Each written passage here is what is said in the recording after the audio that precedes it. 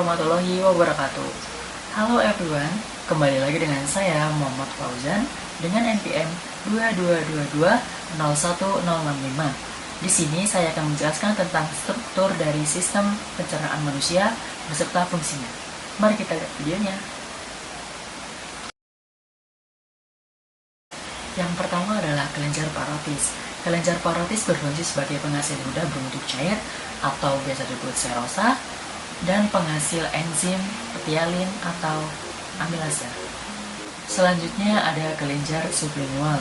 Kelenjar sublingual ini berfungsi sebagai penghasil ludah mengandung air dan lendir atau biasa disebut dengan seromukosa.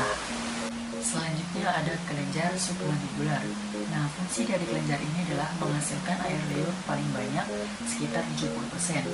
Nah, air liur ini mengandung protein yang menghambat pertumbuhan bakteri sehingga mencegah terjadinya infeksi.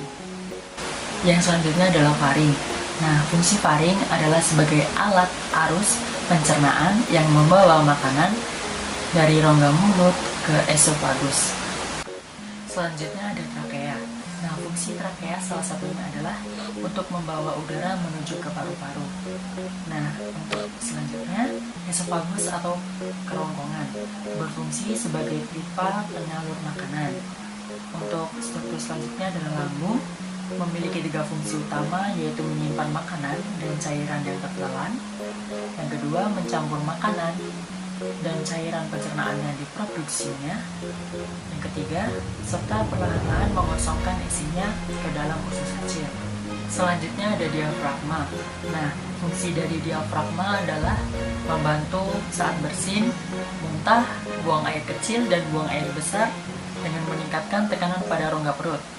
Fungsi lain diafragma yaitu mencegah terjadinya naiknya asam lambung ke kerongkongan dengan menjaga tekanan pada kerongkongan. Yang selanjutnya ada limpa. Limpa adalah organ tubuh di dalam rongga perut sebelah kiri atas yang berfungsi untuk menghasilkan cairan yang membantu pencernaan dan membersihkan darah. Yang selanjutnya ada hati. Hati berfungsi untuk membantu menstabilkan kadar gula darah atau glukosa. Yang selanjutnya adalah kandung empedu, berfungsi untuk menyimpan, mengentalkan, dan melepas getah empedu ke saluran pencernaan. Yang selanjutnya adalah usus 12 jari atau biasa disebut dengan duodenum. Nah, usus 12 jari ini berfungsi untuk mengambil makanan yang sudah setengah dicerna dari perut melalui pylorus atau katup yang membuka dan menutup yang memungkinkan makanan lewat dari perut ke usus halus dan melanjutkan proses pencernaan.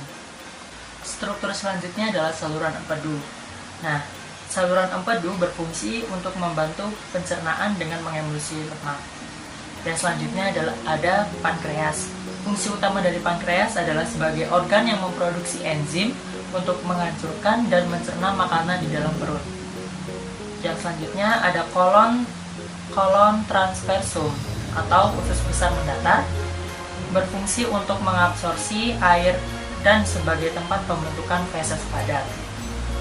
Yang selanjutnya adalah small intestine atau usus halus. Fungsi utama yaitu untuk menyerap nutrisi dari makanan tersebut seperti lemak, karbohidrat, protein, vitamin, dan mineral. Nutrisi yang diserap kemudian akan dialirkan ke dalam darah. Untuk yang selanjutnya yaitu ascending colon atau usus besar naik, berfungsi sebagai tempat menyerap cairan dan vitamin, memproduksi antibodi, mencegah infeksi, serta membentuk kelenjar. Yang selanjutnya ada sekum. Sekum berfungsi untuk membantu pencernaan bahan makanan yang mengandung serat dengan bantuan mikroorganisme. Selanjutnya ada appendix. Appendix sendiri berfungsi sebagai imunologi dan secara aktif berperan dalam sekresi imunoglobulin atau suatu kekebalan tubuh, di mana memiliki kelenjar limfoid. Untuk struktur selanjutnya adalah usus besar menurun. Usus besar menurun berfungsi menampung feses sementara sebelum diteruskan ke bagian rektum. Yang selanjutnya ada sigmoid colon, berfungsi untuk menampung feses sementara sebelum diteruskan ke bagian rektum atau terusan dari descending colon adalah kolon sigmoid ini yang bentuknya mirip huruf S. Untuk selanjutnya adalah rektum. Rektum adalah bagian bawah usus besar yang berukuran sekitar 15 cm dan terhubung dengan kolon sigmoid. Bagian usus besar ini berfungsi untuk menerima dan menyimpan limbah dari kolon hingga tiba saatnya dikeluarkan oleh tubuh melalui anus. Dan yang terakhir, anus.